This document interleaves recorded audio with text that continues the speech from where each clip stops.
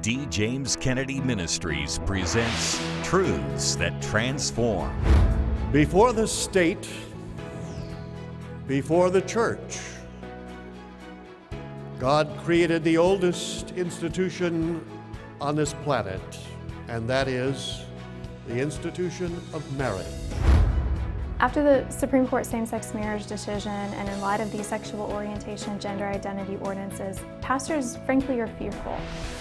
This is Truths That Transform. On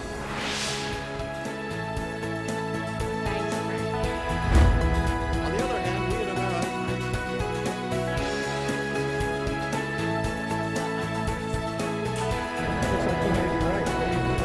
God's design for education. Thank you for joining us on this edition of Truths That Transform, a viewer-supported program. I am Frank Wright, president of D. James Kennedy Ministries, and I hope you'll take the time to visit our ministry website, where you can find a wealth of video, audio, digital, and print resources, all from a biblical perspective. It's all available at djameskennedy.org. Just 5 years ago, if I had told you that by 2016, it would be considered by many to be a fundamental human right for men who identify themselves as women to use public restrooms designated for women, would you have believed me? Today, states that specifically outlaw such things are boycotted, shamed in the national media, and characterized as bigoted and hate-filled. How did this happen so quickly? And how should we think about all of this as Christians? I recently sat down to talk with Dr. Michael Brown, author of the book Outlasting the Gay Revolution, where homosexual activism is really going and how to turn the tide. I hear the term gender confusion spoken a lot. The Bible is not confused about gender. The culture seems to be confused. What's the basis of all this cultural confusion today? We know Scripture right at the foundation says God created us male and female. We know that that's what makes the world go around. We know that every human being came into the world through a male and female coming together one way or another. It's the very foundation of humanity, but what's happened is that some people genuinely struggle. There are people that grow up thinking somehow I'm trapped in the wrong body. Some of it's purely emotional. That's all it is. It's emotional, it's psychological. There's nothing verifiable about it. There's some people that have a biological or chromosomal disorder. So in any case, either this person has a physical handicap or an emotional or mental handicap. We should have compassion on them, but not declare war on gender, not look at the, quote, gender binary as the enemy. And that's what's happened. Remarkably, we want to completely turn all of society upside down to accommodate the few with gender identity confusion. And once perception becomes reality, now the sky is literally the limit. Facebook last year, in bowing down to transgender activism, said you can now pick 50 different ways to describe your gender, including 10 simultaneously. That wasn't enough. Ultimately, they had to add one more category, fill in the blank. So the sky becomes the limit. I can be multigender, I can be ambigender, I can be a gender blender where we throw everything into a blender and mix it together. These are terms that they use. And I'm supposed to now look at this and say, okay, however you identify, that's reality. So in New York City, for example, you could be fined up to $250,000. If an employee comes in that was Joe, says, I want to be identified as Jane now, if you don't call Joe Jane and give accommodations to Jane, you could be fined up to $250,000. You say, well, can I at least have some medical verification that you've undergone sex change surgery or you're under counseling and hormone therapy? No, it's illegal to ask for it. So it's a complete Pandora's box of perception becomes reality. There's no way to quantify it, there's no way to measure it, and it turns society upside down. You're a student of the Scriptures, you're a student of history. What's happened? We're not arguing these things in a vacuum here. The Scripture says there's nothing new under the sun. What has happened to civilizations where marriage in particular, but this kind of homosexual acceptance initially and then celebration and then kind of forces itself on the culture. What happens to those cultures? It's fascinating to see. There is an anthropologist named J.D. Unwin who was very much on the secularist side of things and believing the typical liberal myths against the family, who I believe was an Oxford scholar, but a respected scholar, who decades ago, early in the 20th century, did a study of world civilizations from the earliest times, whatever he could recover, Sumerian and Mesopotamian literature and Egyptian, Chinese, whatever ancient societies, Greco-Roman, etc., and found that only those that were based on committed monogamous heterosexual relationships thrived long term. That ultimately, when marriage was dissolved or marriage was threatened in different ways, it brought about dissolution in the society. When you declare war on gender, when you redefine marriage, these fundamental institutions, these fundamental realities now get threatened, and it contributes to the dissolution of society. But let's back this up, because this is not in a vacuum. This is part of the sexual revolution of the 60s. It's been pointed out, if you fell asleep in 1960 and woke up in the year 2000, you found the divorce rates gone up twice, teen suicide up 3 times, reported violent crime up 4 times, prison population up 5 times, children born out of wedlock up 6 times, people living together out of wedlock up 7 times. So Stonewall riots 1969, that's the same year as Woodstock. This is the same fruit of the sexual revolution, the counterculture revolution. So we see the negative fruit in the larger society. What's the landscape of freedom in America going to look like in the next 10, 20, 30 years? Well, obviously, we all pray for the Lord's return and the consummation of the age, and if the Lord returns in our lifetimes, obviously that's the glorious, wonderful ending. But if things just continue, I expect them to get a lot worse before they get better. One reason is much of the church is still complacent. Much of the church is still thinking more economy and security and not thinking so much about morality. Much of the church doesn't realize what's happening, or we've been so entertained by the world, we've been so captivated by worldly movies and TV shows and bought into all of the lies spread on social media and things like that we've fallen asleep in the light. So I expect things to get worse, but in the getting worse, that's where the awakening will come. On the one hand, gay activists will overplay their hand, and things will go too far, and there'll be a pushback, a reaction against it. And in the process, God's people will awaken. But it could get much worse.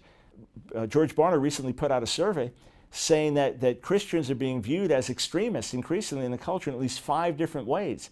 So many people look at us as the Christian equivalent of Al-Qaeda or ISIS or these other terrorist groups. And as much as they're different from night to day, one group is taking lives, the other is giving life. This is the caricature. The label is what's being applied. Yeah. Christians were extreme in the first century compared to the culture around them, but the label they're applying is a pejorative one. It's a pejorative one, and it's one that's associated with murder and terror and things like that, because of which we constantly distance ourselves from violent rhetoric. We constantly distance ourselves from hateful rhetoric, and we preach a gospel of love and truth, but we won't back down from the truth. And right now, we still have a lot of liberties. Let's use them. Let's push back. And as we do so, let's reach out to our gay and lesbian neighbor and friends with the gospel. Let's build relationships and share the good news. At the same time, we stand for what's right in society. Our society has become deeply confused about gender issues because it does not understand the meaning of marriage. In a consumer-driven culture, people think that getting married is simply a personal, temporary, emotion-driven choice, not unlike deciding where to vacation or what car to buy. But marriage is much greater and much more significant than that, as Dr. D. James Kennedy shares in this portion of his message, The Importance of Marriage. Before the state, before the church, God created the oldest institution on this planet, and that is the institution of marriage. It is the oldest and the most universal of all of God's institutions. Wherever you would go in this world today, whatever continent, whatever nation, you would find that there men and women are joined together in the bonds of matrimony and are rearing families.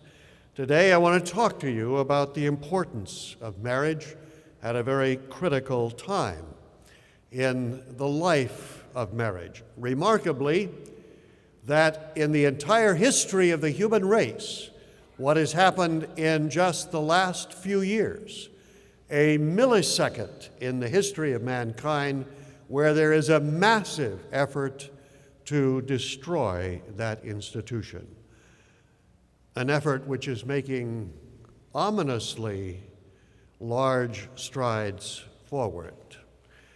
But as far as the biblical record is concerned, God created one man for one woman. So it was in the beginning. It's really awesome to think, gentlemen, that God took a part of a man and tailor-made woman for him. We were made for each other by divine design. So it was seen in the Old Testament, also the New. Christ performed his first miracle at a wedding in Cana of Galilee. When they talked about the departures in the Old Testament to Christ and some that had taken numbers of wives, Christ said that was due because of the hardness of their hearts. But it was not so from the beginning. And he brought them back to the very creation of the human race and what God has done. It is of historical and biblical importance, and it is basic and essential to the culture in which we live. This nation has been built upon good families, and that has been the strength of every nation. Even Napoleon Bonaparte said that what was needed was good mothers, women, in families rearing children, and with that France would be strong, he said. He was a very perceptive man. It's important for culture, it's important for the individuals, it's important for the husbands, and it's important to the wives. But marriage has been under assault like it has never seen before in the last few decades. The most current one is the homosexual assault on a marriage. And this is more serious than any one before it, because here they are trying to destroy the very institution of marriage, to redefine it, and they have been amazingly successful. Well, what does a homosexual marriage look like? Well, the longest term that we have to take a look at it is in the Netherlands, and one sociologist made a study of that, found out that the average marriage between two men lasts 1.5 years. Furthermore, that during that time, men have 8 other sexual partners per year. And this idea of until death do you part and monogamous relationships is utterly abominable to them. Well, then what do they want? Well, they've said what they want is to destroy marriage altogether. They don't want to become like us, as so many naive people think. What they want to do is make us like them and open the door to all kinds of sexual chaos. If 2 men can get married, what about 3? Or 5? That's called polyamora, and many loves, and group marriage, and all such things as this are already in the wings, and they're waiting to be filed in our courts. It would produce absolute cultural chaos in this country. Mother and father, husband and wife would be old-fashioned things in a generation. this nation would be unrecognizable. This is the most dangerous attack on marriage that the world has ever seen. Marriage is vitally important.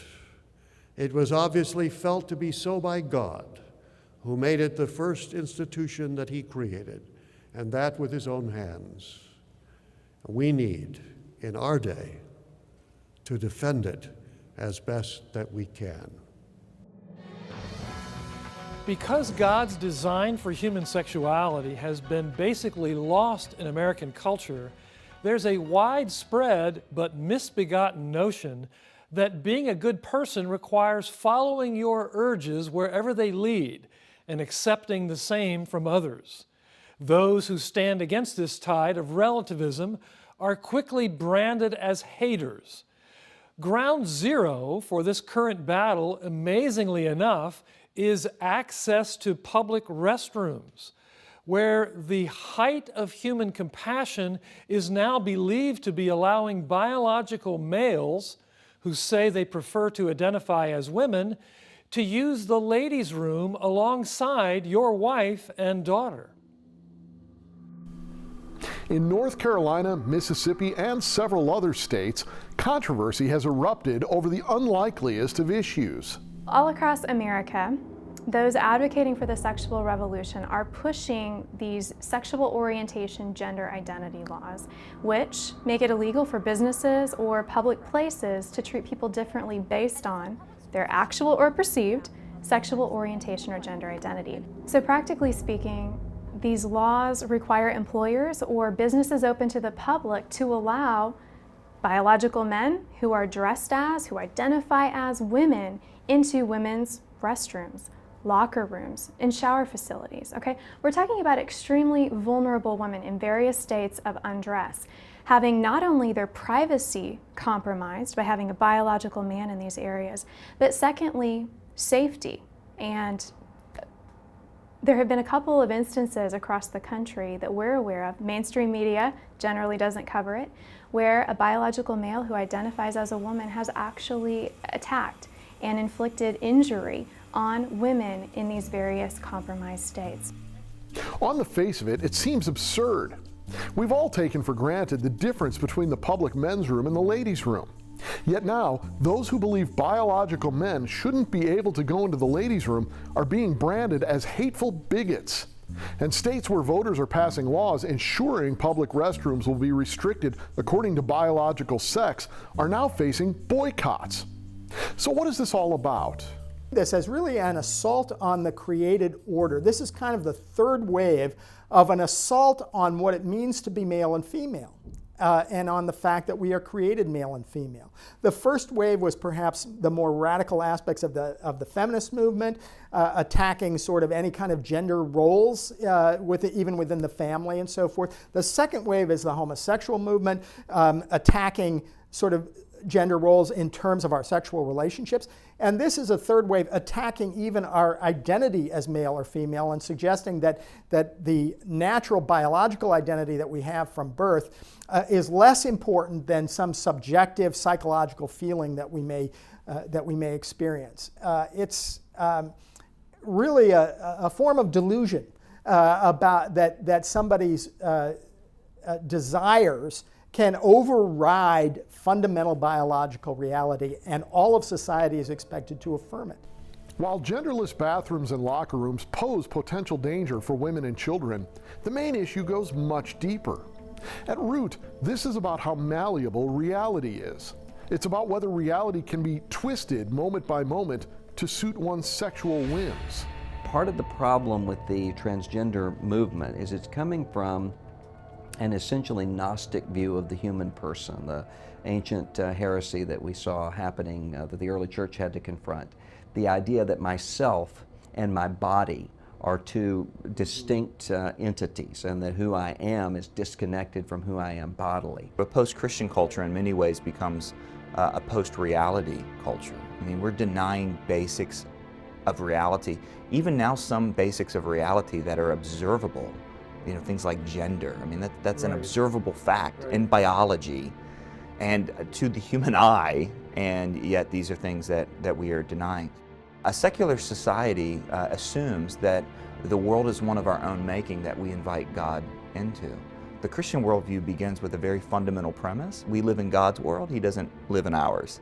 And those are two completely different worldviews.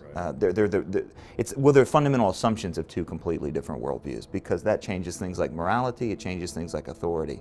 And when you can get to the bottom of where these ideas come from, then I think it gives us an insight into why people believe what they do and why they say what they do. I think we need to understand that there are people who feel alienated from their genders. And of course, as Christians, we have a category for that.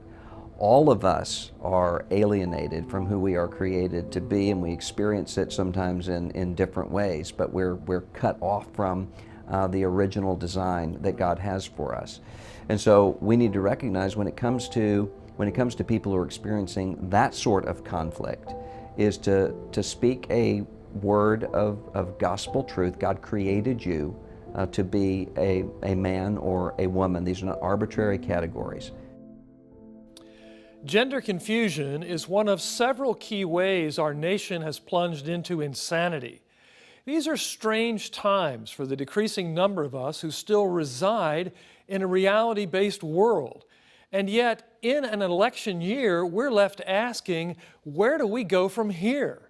Well, we have some important resources to help guide you during this critical time. To tell us more about them, here's my friend Jennifer Kennedy Cassidy. Jennifer, welcome. Thanks, Frank.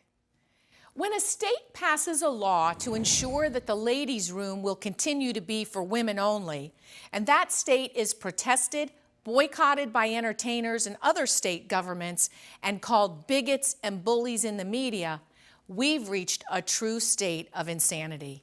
Yet that's exactly where we are in America right now. That's why Frank Wright has written the important new book, The Road Back to Sanity, Finding Our Way Home from Cultural Delusion. And we want to send it to you as our thanks for your generous donation to the ongoing work of this ministry. The Road Back to Sanity examines 4 major roadways in our cultural journey where sanity needs to be restored: gender identity, the so-called separation of church and state, executive overreach, and socialism. It's an essential read for every Christian living in 21st century America. And we'll also include a 2-DVD or 2-CD set called Wake Up America, featuring powerful messages from my father, Dr. D. James Kennedy, on our nation's need to return to God. That's the book, The Road Back to Sanity, as well as the 2-DVD or 2-CD set, Wake Up America, as our thanks for your generous donation. Simply write to us at Box 6084, Albert Lea, Minnesota, 56007, or call toll-free 877-962-7677, or go online at djameskennedy.org. And right now, you can have a greater impact than ever before. June is our fiscal year end, and some generous friends of this ministry have established the $150,000 matching challenge. Any gift you give right now will be matched up to $150,000. That means your impact is essentially doubled when you donate right now. We are planning to produce 4 TV specials on the 4 topics from The Road Back to Sanity to air before the November elections. Your donation will allow us to make these hard-hitting programs at a time when they can do the most good. Some of you can give $50, others can give $100 or even $1,000. But whatever you give right now will be essentially doubled and allows us to produce these vital TV specials as well as continuing programs like this. So please, don't delay. We'll thank you for your generous donation by sending you the book, The Road Back to Sanity, and the 2-DVD or 2-CD set, Wake Up America, as our thanks. Simply write to us at Box 6084, Albert Lea, Minnesota, 56007, or call toll-free 877-962-7677, or go online at djameskennedy.org. We hear much these days about gender identity. The phrase has an almost clinical veneer about it, designed to command assent to a social agenda that allows people to determine for themselves whether they're male or female or even some other option based on personal feelings and inclinations alone. But you might not know that gender, as distinct from biological sex, is a new phenomenon dating back only to the 1970s. And it did not arise from scientific inquiry. It arose from feminist theorizers, mostly in college English departments. The idea here is that while sex is biological, gender is socially constructed.